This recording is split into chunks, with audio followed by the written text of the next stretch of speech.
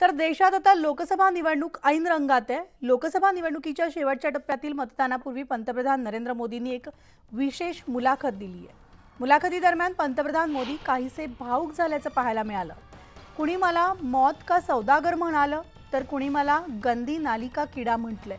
पण मी तब्बल 24 वर्षांपासून हे सगळं सहन केल्यानंतर मला आता याचा अजिबात फरक पडत नाही, असं मोदी म्हणाले।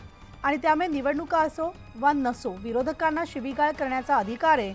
विरोधक वैतागलेत, त्यामुळे सातत्यानं अपशब्द वापरणं त्यांचा स्वभाव बनलाय, असं म्हणत पंतप्रधान मोदींनी विरोधकांवर हल्लाबोल केलाय।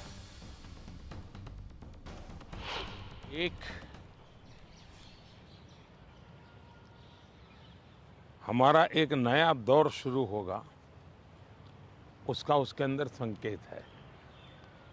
दूसरा,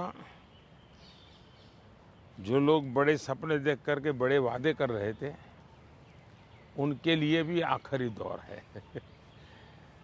तो चुनाव का आखिरी दौर ऐसा इतना नहीं, उनकी स्थितियों का भी आखिरी दौर है। मैं तो पिछले 24 साल से गालियां खा खा खा करके गाली प्रूफ हो गया हूँ। मौत का सौदागर किसने कहा था? गंदी नाली का कीड़ा किसने कहा था? और मेरे यहाँ तो पार्लियामेंट में एक दिन हमारे एक साथी ने हिसाब लगाया था, 101 गालियाँ गिनाई थी।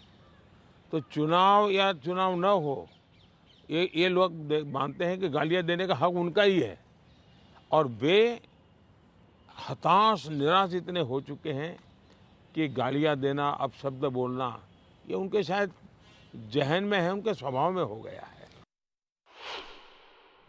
बंगाल के चुनाव में टीएमसी पार्टी अस्तित्व की लड़ाई लड़ रही है।